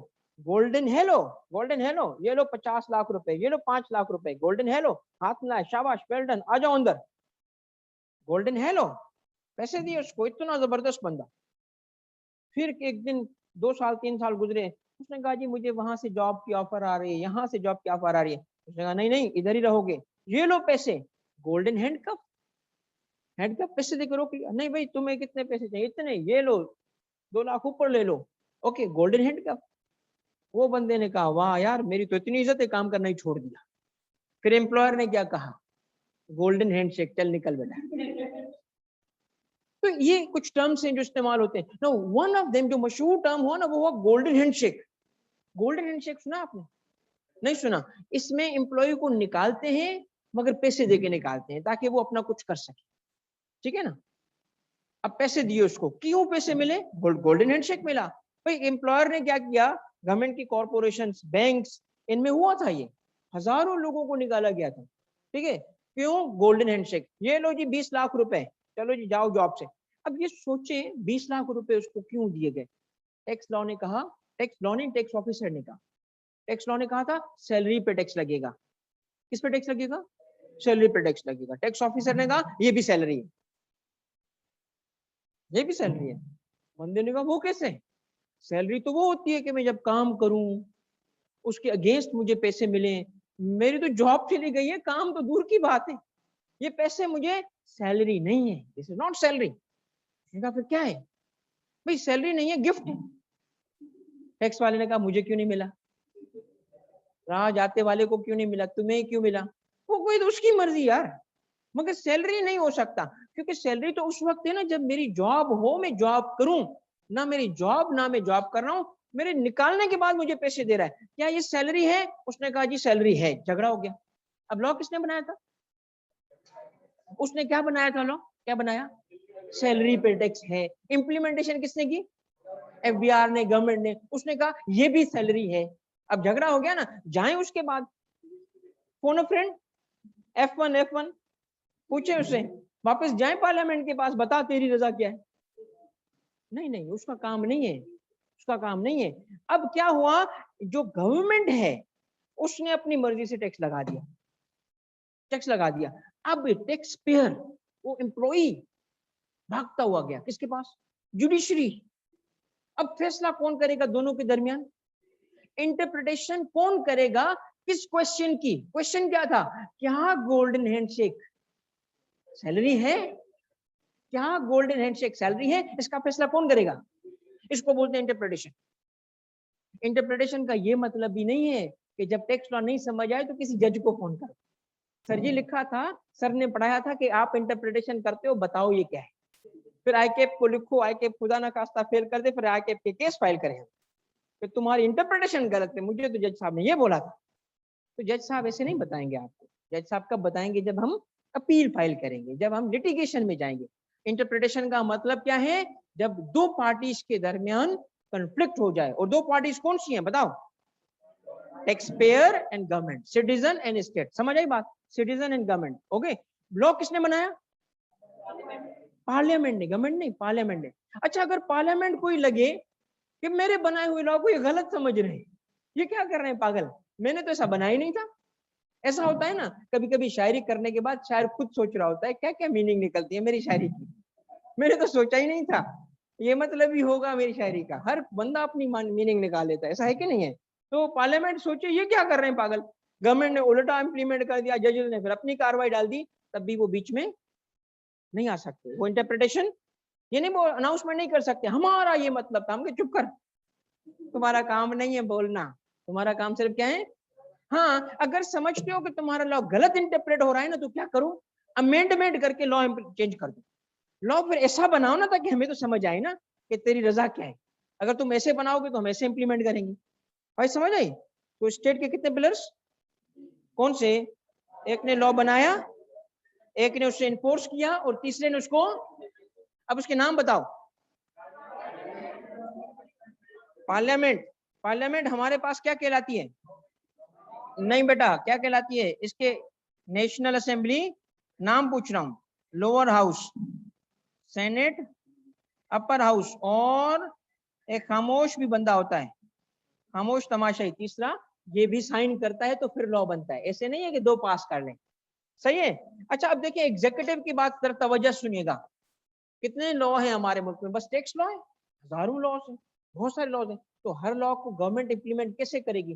डिपार्टमेंट बनाएगी, मिनिस्ट्री बनाएगी। तो गवर्नमेंट का फिर स्ट्रक्चर बना ही ऐसे है कि लॉज को इंप्लीमेंट करने के लिए डिपार्टमेंट्स बनाए हुए। तो जिनसे हमारा वास्ता पड़ेगा हम उसको अब समझने की कोशिश कर रहे हैं। अच्छा, ये मैंने तस्वीर ना ढूंढ ढूंढ के ली थी, ऐसी तस्वीर निकले ताकि मेरी बात आ जाए। इसमें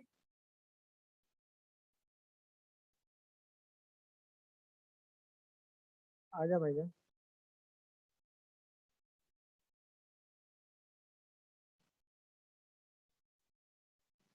नहीं जी। अच्छा, अब इसमें ये है कि ये है कैबिनेट मीटिंग चल रही है, prime minister and all the ministers. One of the minister जो इस मीटिंग में था, कौन सा था? ये वाला, कोई सा भी, ठीक है। ये इस कैबिनेट में बैठा है। कैबिनेट किसे कहते हैं? प्राइम मिनिस्टर और मिनिस्टर्स की ग्रुप को कहते हैं। हर बंदा एक मिनिस्ट्री को हेड कर रहा है, तो government is divided into ministries. Interior ministry, foreign affairs, right, finance ministry, very important ministry. Government के स्ट्रक्चर में क्या होता है सुनिएगा, कैबिनेट, कैबिनेट में से एक मिनिस्टर होता है, मिनिस्टर। अब सुने, हम जिसकी बात कर रहे हैं वो है मिनिस्ट्री ऑफ फाइनेंस का हेड मिनिस्टर बैठाया जाए। पता है क्या कहते हैं उसको? फाइनेंस मिनिस्टर कहते हैं। ओके, फाइनेंस मिनिस्टर क्या करता है? पूरी मिनिस्ट्री चलाता है। नाउ ये मिनिस्ट्री समझे, वो पूरा गवर्नमेंट का एक विंग संभालता है जो फाइनेंस से मुतालिक है। अच्छा, अब फाइनेंस मिनिस्ट्री की फिर डिविजन्स होती हैं, मिनिस्ट्रीज की डिविजन्स होती हैं। क्या डिविजन्स? हर मिनिस्ट्री को फिर फर्दर डिवाइड किया जाता है, डिविजन्स। ठीक है, काम बहुत, तो फेडरल गवर्नमेंट का बड़ी लेवल का काम है, तो जैसे डिवाइड करते हैं ना जी, ऑर्गेनाइजेशन है, फिर डिपार्टमेंट्स हैं, इसी तरीके से सुनिएगा फिर डिविजन्स को भी फर्दर डिपार्टमेंट्स में डिवाइड किया जाता है। ये अभी कोई समझने की कोशिश ना करें, क्योंकि अभी मैं इसको सिर्फ थ्योरी पे आया हूं, आगे चल के इसको एक्सटेंड करूंगा। डिपार्टमेंट्स होते, अब सुने सुने, फाइनेंस मिनिस्ट्री के अंदर बहुत विंग्स हैं, उन विंग्स को कहते हैं divisions. One of the division is known as federal board of revenue. One of the division या sub division in the ministry of finance is known as क्या?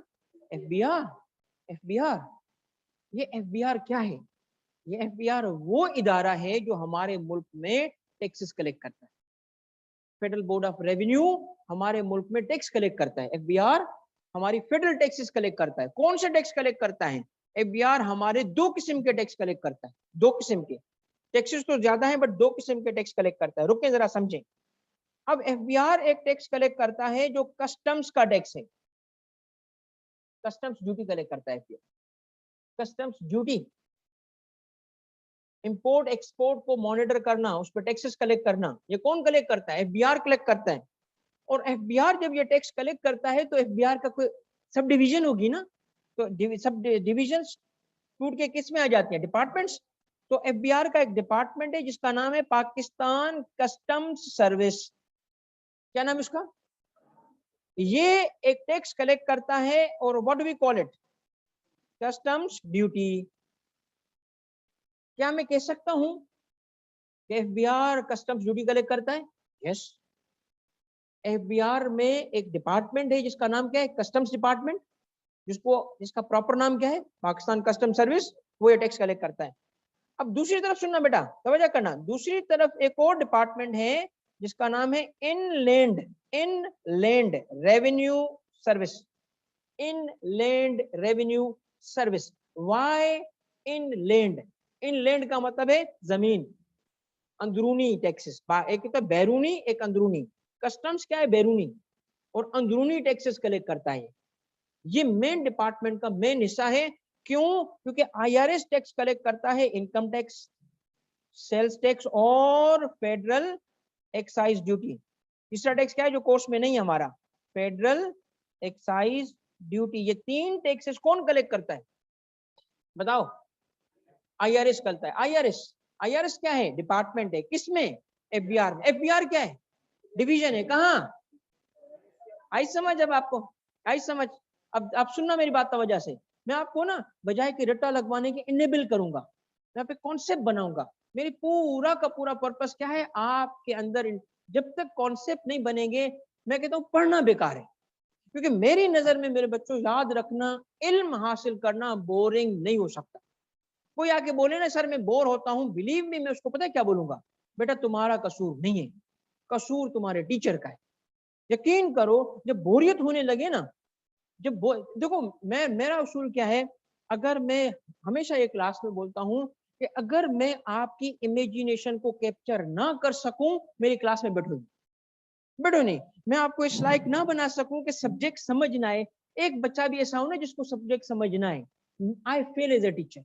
आई am a failure as a teacher. मुझे इतना सिर्फ खुद को आना जरूरी नहीं है, खुद को आना बहुत जरूरी है, बट कन्वे करना भी होता है। तो आप याद रखना कि ये जो टेक्निक्स है ना, आपको इनेबल करूंगा, टूल्स दूंगा, वक्त के साथ फिर आप कहोगे नहीं जी हमें खुद पता है। वो चीजें जो रट्टा लगा के बोरियत क्रिएट हो सकती थी। अब सुने मेरी बात, मैंने क्यों इंट्रोड्यूस किया इसको, मकसद है इसका। बेटा डिपार्टमेंट का नाम बताओ क्या है? Inland revenue. इनलैंड रेवेन्यू का क्या मतलब है? जमीनी, मुल्क के अंदरूनी टैक्स। कौन से अंदरूनी टैक्स है? इनकम टैक्स, सेल्स टैक्स और, तो एफबीआर के कितने डिपार्टमेंट से? 2। कौन से? पीसीएस और, पीसीएस का क्या मतलब है? आईआरएस का क्या मतलब है? Inland revenue. अब सुने, इनकम टैक्स ऑर्डिनेंस जब हम पढ़ेंगे, हाँ बेटा, इनकम टैक्स ऑर्डिनेंस जब पढ़ेंगे, अब कर जा सकते बेटा अगर जाना है तो, वरना ब्रेक। ओके, जब इनकम टैक्स ऑर्डिनेंस की हम बात करेंगे, सुने बस बेटा, चंद पॉइंट्स रह गए। इनकम टैक्स ऑर्डिनेंस की बात करेंगे, उसमें लिखा होगा ये काम गवर्नमेंट करेगी, गवर्नमेंट लिखा होगा, द वर्ड फेडरल गवर्नमेंट और द वर्ड गवर्नमेंट आएगा। जब भी ये लफ्ज आए ना तो समझ जाना ये किसकी बात हो रही है, ये इस ग्रुप की बात हो रही है, कैबिनेट की बात हो रही है। गवर्नमेंट का मतलब एफबीआर नहीं है, गवर्नमेंट का मतलब कौन है? कैबिनेट। गवर्नमेंट का मतलब है प्राइम मिनिस्टर। अगर गवर्नमेंट को फैसला करना था और एफबीआर ने कर दिया, इलीगल है, इलीगल। बिकॉज काम किसका था? गवर्नमेंट का। गवर्नमेंट जब भी लिखा हो ना ये काम गवर्नमेंट करेगी, तो कौन करेगा? प्राइम मिनिस्टर, और मिनिस्टर्स बैठेंगे, वो फैसला करेंगे, साइन करेंगे, तब जाके वो इंप्लीमेंट होगा, वरना इंप्लीमेंट। और अगर लिखा हो सुनना, बोर्ड, सिर्फ लफ्ज क्या लिखा हो? बोर्ड, तो इसका मतलब क्या है? सुनना, एफबीआर इस्लामाबाद का हेड ऑफिस। अगर सिर्फ बोर्ड लिखा होगा ना तो हेड ऑफिस, चेयरमैन और उसके मेंबर्स, क्योंकि वहां पे जो हेड होते हैं उसको क्या कहा जाता है? उसको कहा जाता है chairman. Chairman FBR plus members, members ये एफबीआर के हेड होते हैं। अगर लिखा क्या हो? बोर्ड, बोर्ड लिखा हो, BOARD, बोर्ड, बोर्ड लिखा हो बेटा। और अगर लिखा हो कमिश्नर, सुनिएगा मेरे बच्चों, सुने सुने सुने सुने बेटा, अगर लिखा हो commissioner inland revenue, commissioner IR, तो कमिश्नर इनलैंड रेवेन्यू कौन सा है? ये एक ऑफिसर है, किस डिपार्टमेंट का? और कौन से टैक्स डील कर रहा होगा?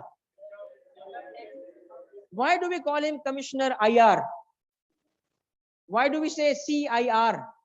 इसको हम कमिश्नर आईआर क्यों कहते हैं? CIR क्यों कहते हैं? आईआर क्यों कहते हैं इसको? क्योंकि ये किसका एम्प्लॉय है? एफबीआर का एम्प्लॉय तो है, मगर किस डिपार्टमेंट में काम करता है? समझ आ रही है? अगर आप बार बार अब पढ़ोगे ना लॉ में, अब आपको तंग नहीं करेगा। क्या आएगा? कमिश्नर इनलैंड रेवेन्यू, पहले रटा लगाना पड़ता, ये लफ्ज है कोई। अब क्या समझ रहे हो? हमें पता है इसका नाम आईआर क्यों है। Why we call him Commissioner Inland Revenue? Because वो Inland Revenue Service का एम्प्लॉय है, जो कौन से टैक्सेस देखता है? Income tax, sales tax, FD. उसका कस्टम से कोई ताल्लुक नहीं है। तो commissioner inland revenue, commissioner IR जो होगा वो क्या होगा? आईआरएस का एम्प्लॉय होगा। तो 3 सुनिए अथॉरिटीज मैंने बताई है।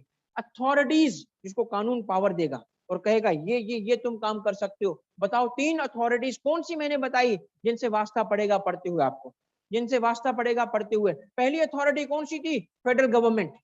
लिख लो, फेडरल गवर्नमेंट अथॉरिटी है। और जब भी लिखा होगा लॉ में फेडरल गवर्नमेंट, तो उसका मतलब हम क्या लेंगे?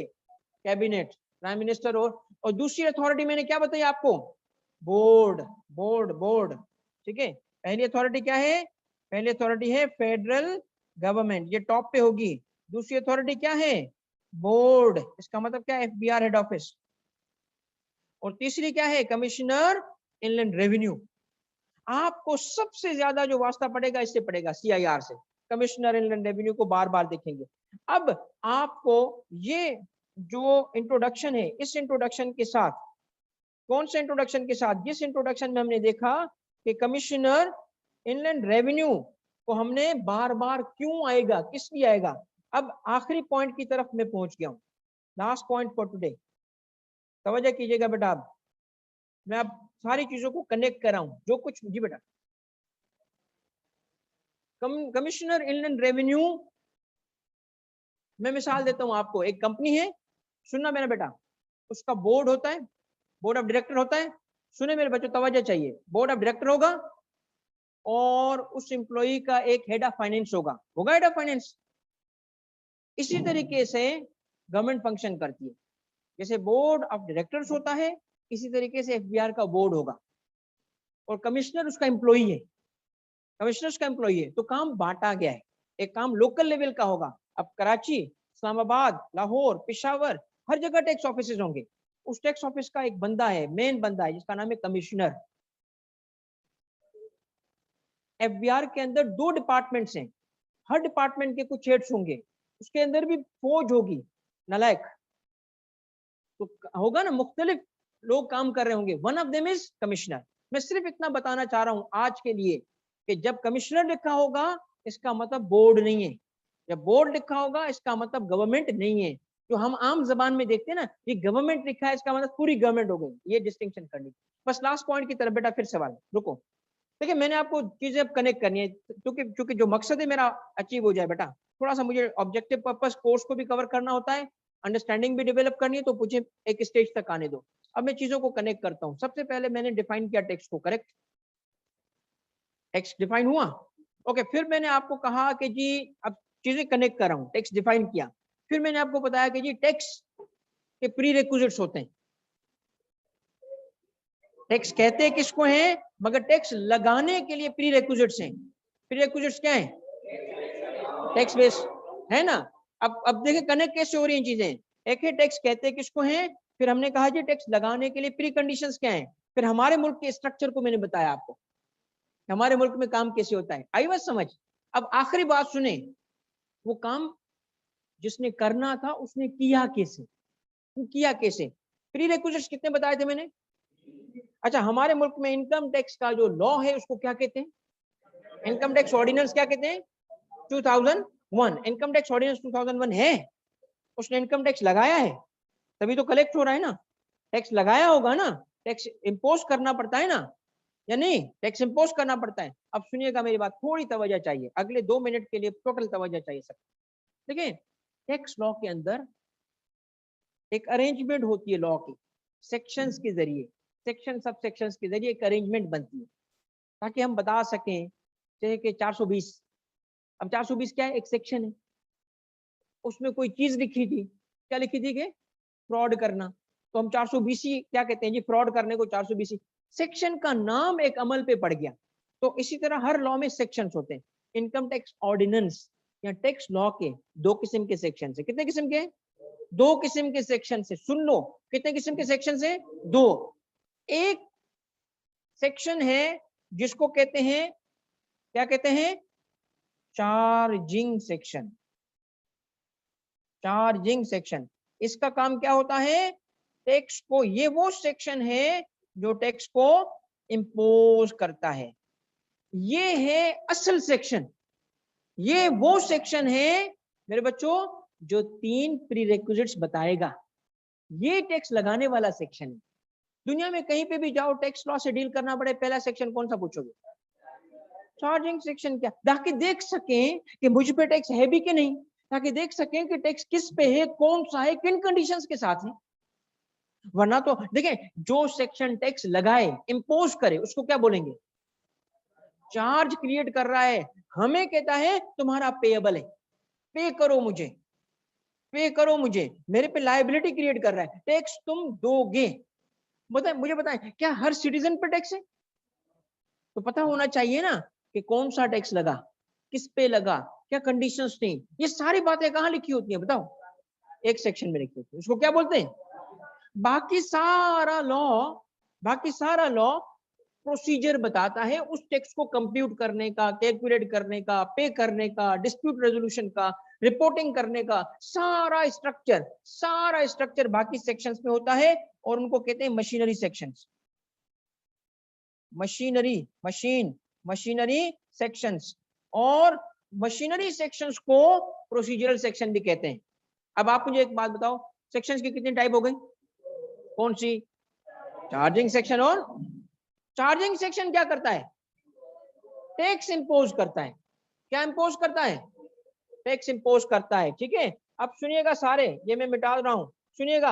हमारा इनकम टैक्स ऑर्डिनेंस, हाँ लास्ट पॉइंट पे आ गया हूं मैं, हमारा इनकम टैक्स ऑर्डिनेंस का जो सेक्शन टॉप पे लिखा हुआ है, देखो कौन सा है, टॉप पे क्या लिखा है, सेक्शन 4। सेक्शन 4 क्या है, चार्जिंग सेक्शन। इसको जब हम पढ़ेंगे, ये हमें क्या बताएगा, क्या बताएगा, किस पे टैक्स लगाया है, कौन सा टैक्स लगाया है, कंडीशंस क्या होंगी, ऐसा है कि नहीं है। ये इसका सेक्शन का सिर्फ थोड़ा सा एक लुक देखें। सब सेक्शन 1 है इसका, और इंटायर कोर्स आपको मैं आगे चल के इसी से निकाल के दूंगा। ये वो बुनियाद है। ये इस छोटे से जुमले को मैं पता है क्या बोलता हूँ, ये वो 0 पॉइंट है जहां से बिग बैंग हुआ और पूरी कायनात बनी इनकम टैक्स की। इसी से सब कुछ निकलेगा, इसी से सब कुछ निकलेगा, पूरा इनकम टैक्स लॉ इसी से निकलेगा। किस लाइन से? इस लाइन से, सब्जेक्ट टू दिस ऑर्डिनेंस। अभी छोड़ दें क्या होता है सब्जेक्ट, क्या? Income tax. टैक्स का नाम क्या रखा इसने? क्या इसको मैं कॉर्पोरेट बोल सकता हूँ?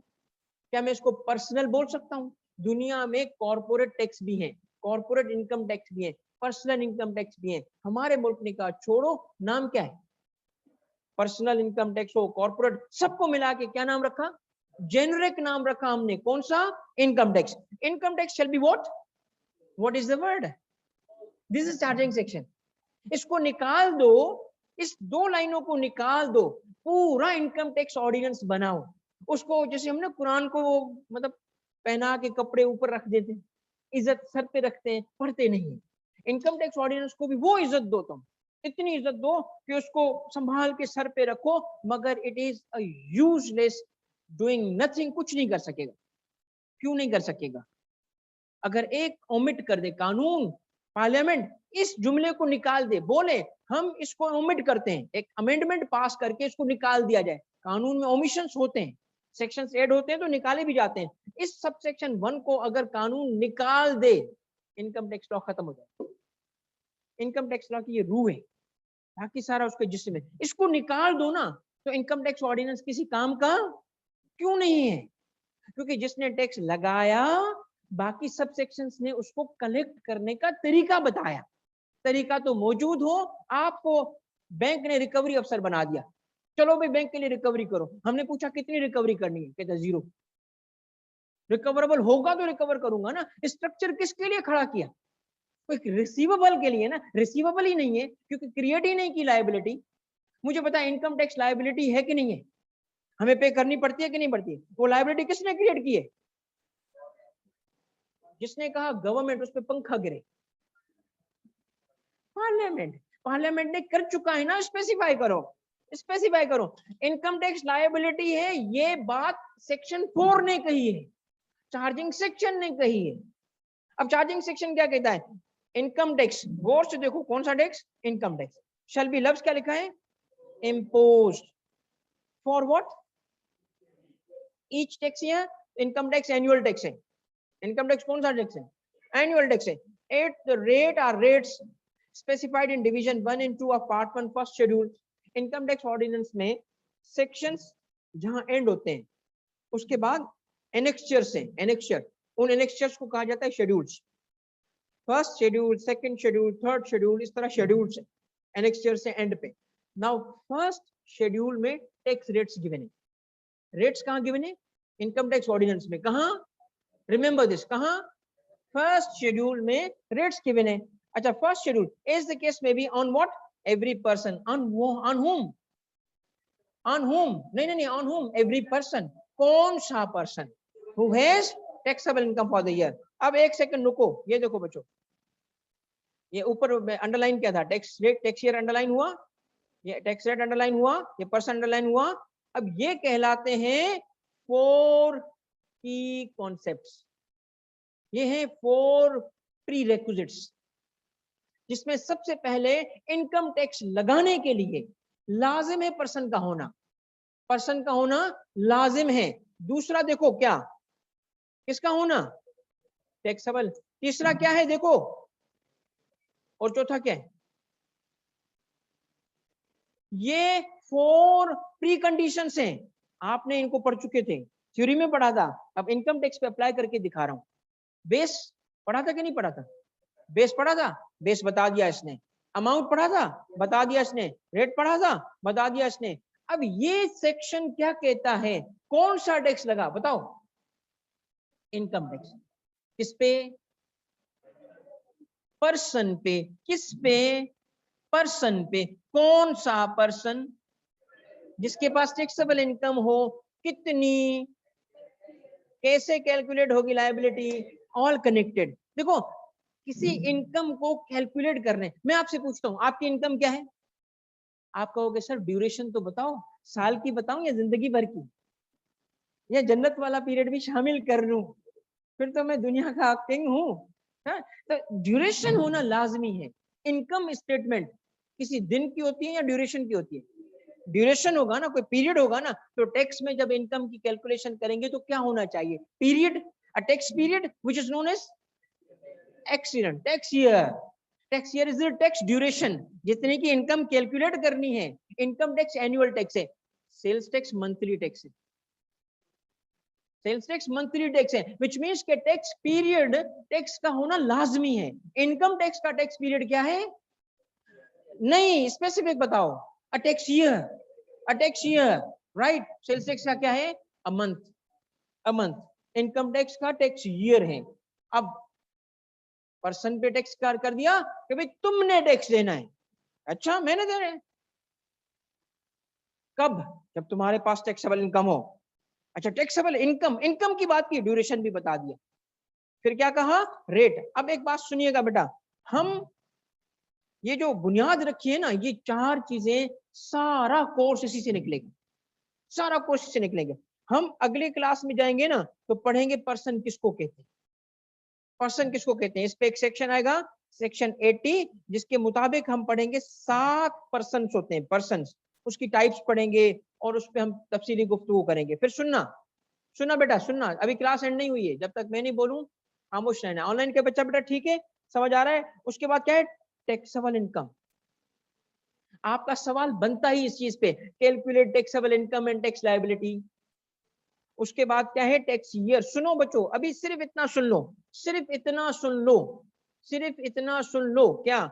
1 जुलाई से लेके 30 जून तक के ड्यूरेशन को टैक्स ईयर कहते हैं। बाकी बात की बातें छोड़ दें अभी, और रेट्स हम देखेंगे कि जो लॉ में लिखे हैं हम अप्लाई करेंगे। अब एक आखिरी बात सुन लो, just one last point, then class off हो रहा है, टाइम तो हो चुका है, बट सुन लो सिर्फ प्लीज। इनकम टैक्स को, इनकम टैक्स को चार्ज करने के लिए 4 प्री कंडीशन है। ये 4 की कॉन्सेप्ट हैं, ये 4 वॉल्स हैं जिससे पूरी इनकम टैक्स की दुनिया बनती है। Person, taxable income, tax year और टैक्स। पर्सन भी होना लाजमी है, उसके पास टैक्सेबल इनकम होना भी लाजमी है, फिर ईयर का गुजरना भी लाजमी है, कानून में रेट होना भी। ये सब होगा तो हम बता सकेंगे कि मेरी ईयर की टैक्स लायबिलिटी क्या है और वो पे करनी पड़ेगी। Just listen to one last story. Sweden में बेटा, कहानी सुनो बेटा, स्वीडन में एक खातून की डेथ हो गई। जब उसकी विल पड़ी गई, और ये दिस इज ट्रू स्टोरी, उसकी विल पड़ी गई तो उसने, वो बहुत अमीर खातून थी, मतलब पाकिस्तानी रुपी के हिसाब से बिलियंस ऑफ रुपीस की उसकी प्रॉपर्टी थी, बिजनेसेस थे वेरियस, मगर वो अकेली थी। उसने क्या किया? उसकी विल पड़ी गई, उसने कहा कि मैं सारी प्रॉपर्टी अपनी बिल्ली को दे रही हूँ। और वो न्यूज़पेपर में क्या था? Richest cat in the world, और उसकी तस्वीर थी, वो चेयर पे बैठी थी। No, this is true, richest case. अब आप मुझे बताओ कि अगर हमारे मुल्क में ऐसा होता तो इस बिल्ली को हम क्या टैक्स नोटिस देते? हम उसको बोलते हैं ना, डियर मिस केट, ठीक है, आपको हमारे पास रजिस्टर होना है, टैक्स में रजिस्टर होते हैं, तुमने हमारे पास रजिस्टर होना है, क्योंकि हर साल तुम्हारी क्या आएगी? इनकम। फिर हम उस पर क्या करेंगे? है कि नहीं है? और एक वो छोटी सी बात तो मैंने पिछले क्लास में बताई थी कि आप अगर पाकिस्तान, चूंकि वो ऐसा कंट्री है कि जिसमें अल्लाह के वलियों का एक ख्याल अदब भी रखा जाता है, तो लोग क्या करते हैं, कुछ एक्सेस भी कर जाते हैं, बट बहरहाल अल्लाह के वली हैं, हमेशा अल्लाह के करीब हैं, तो उनकी मज़ारों पे जाके दुआ करते हैं, दुआ करते हैं तो पैसे भी देते हैं, सोना फेंकते हैं, पैसे देते हैं। और वो मैं सोचता हूँ, अक्सर ऐसा होता है, कलंदर शहबाज पे जाएं, दादा दरबार पे जाएं, लोग बहुत करते हैं। अब सोचो, एक टैक्स वाला जाए और वहां दुआ करने जाए, और दुआ करते करते पैसे पे नजर पड़े उसकी, क्या सोचेगा? इधर भी टैक्स है। और वापस ऑफिस में आके क्या बोलेगा? नोटिस दो। किसको? टैक्स ही नहीं दे रहा। कौन टैक्स नहीं दे रहा? बड़ा टैक्स पेयर मैंने पकड़ लिया, हजारों सालों से टैक्स नहीं दे रहा। कौन? कलंदर शहबाज। लिखो उसको नोटिस, स्टाफ को बुलाएं, हाँ जी लिखो, dear mister Qalandar Shahbaz, you have been evading taxes for thousands of years, और मेरे एस्टिमेशन के मुताबिक तुम पे टैक्स बनता है 200 मिलियन, 200 मिलियन का टैक्स। नाउ इन दोनों स्टोरीज में what is the key idea? What is the key idea? Person. The question is whether an animal or a shrine, or a shrine, it means a shrine, whether an animal or a shrine falls under the definition of person. अगर है tax लगेगा, और अगर नहीं है तो नहीं लगेगा। क्यों नहीं लगेगा? अब हम इसीलिए खुद क्लियर होंगे किस चीज के बारे में, पर्सन कहते हैं किसको है, फिर हम देखेंगे कंप्यूटेशन कैसे होती है, फिर हम देखेंगे ईयर के बारे में क्या कॉन्सेप्ट है। जब मिला लेंगे आपका सवाल आपके लिए आसान बन जाएगा। ठीक है, चलें, ये बेटा आज का हमारा इन अ वे फाउंडेशनल क्लास थी, और इंशाल्लाह एक दो क्लास के अंदर आपको काफी अच्छी अंडरस्टैंडिंग डेवलप होगी। ऑनलाइन का बच्चा बेटा समीर, ठीक है बेटा, नंबर लिखो।